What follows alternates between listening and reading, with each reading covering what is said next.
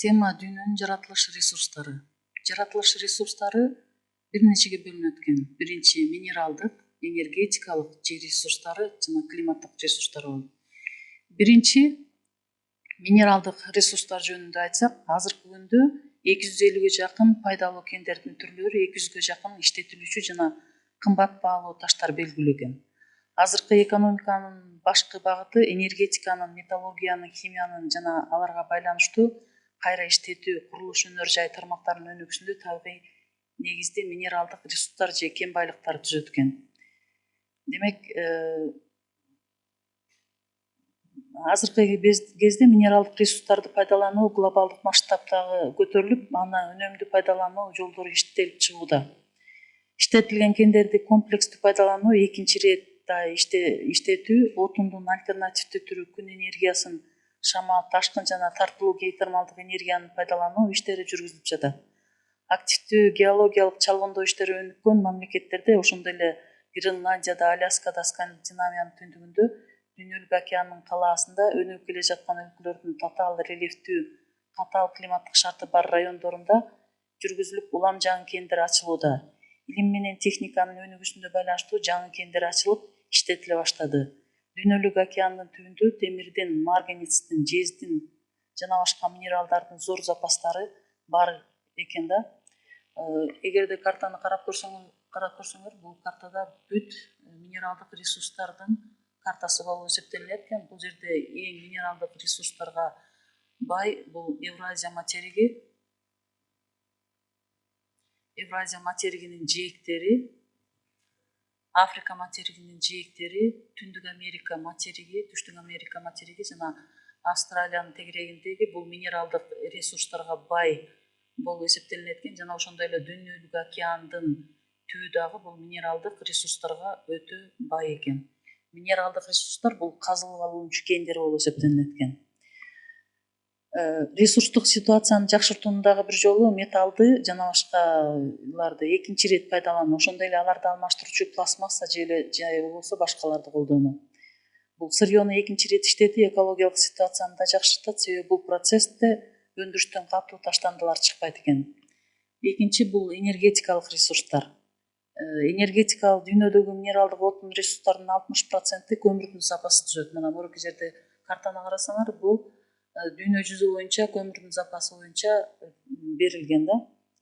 Демек, бул отун ресурстарынын 60%-ин ресурсунун 60%-ин бул көмүр берет экен да.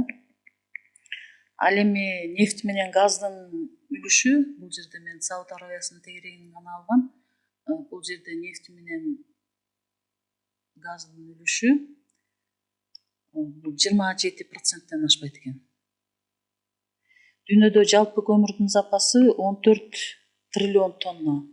Анын бул 60% таш көмүр экен.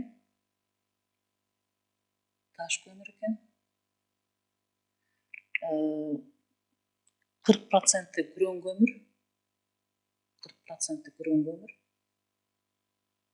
Көмүр экен. Көмүрдүн запасынын 90% бул Түндүк жарым шарында орун алган экен. 90% Түндүк жарым шарында орун алган. Азияда бул 54% экен. 54%. Түндүк Америкада 20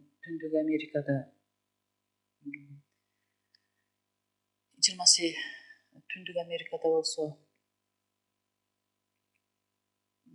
Түндүк Африкада 28% экен. Европада болсо, Европада 9% түзөт экен. Кытай, АКШ, Россия өлкөлөрүндө көмүрдүн 80%-ке запасы топтолгон экен да. Демек, бул жерде Кытайда,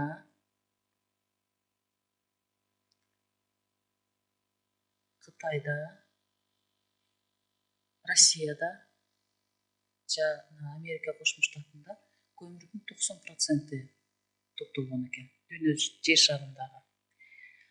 Нефть менен газды ала турган болсок, чалгындалган запасы боюнча, бул жерде чалгындалган запасы жылдан жылга жогорулат экен да. 1980-жылы 80 миллиард тонна болсо 85-жылы 90 миллиард, ал эми 90-жылы бул 150 миллиард тоннага жеткен экен.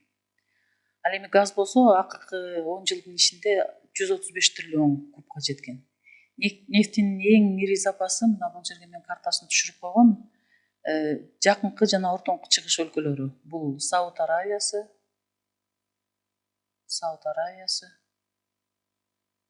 Иран, Ирак,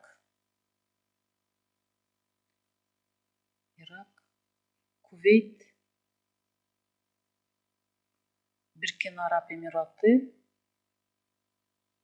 Эмиратында бул нефтинин 65% ушул жерде, дүйнөлүк нефтинин 65% ушул жерде топтолгон экен. Америкада, Венесуэла, Мексика, АКШ, Венесуэла, Мексикада 26% топтолгон.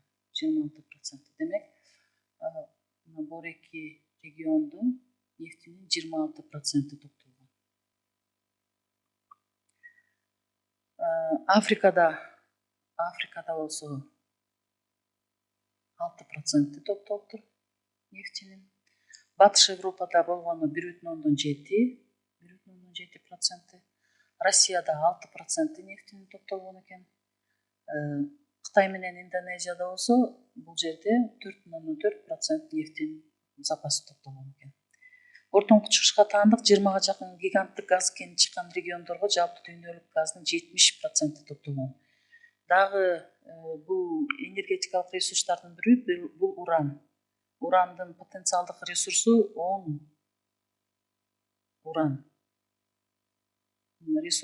миллион тонна экен. Эң көп бул Австралия экен. Австралияда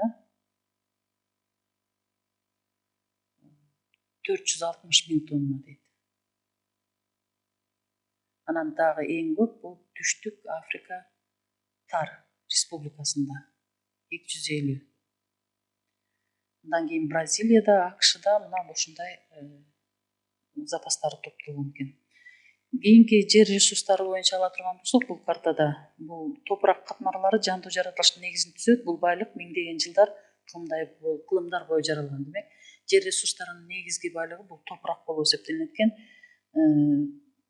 Жер фондунун жалпы аянты 164 миллион квадрат километр экен.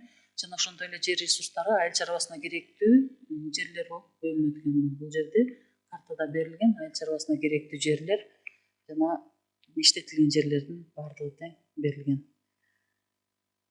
Андан кийинки бул климаттык ресурстар жер шарындагы айыл чарба потенциалынын негизин түзөт экен. Ошондой эле рекреациялык жана бальнеологиялык, дарылоо, медициналык байлыкты түзөт экен.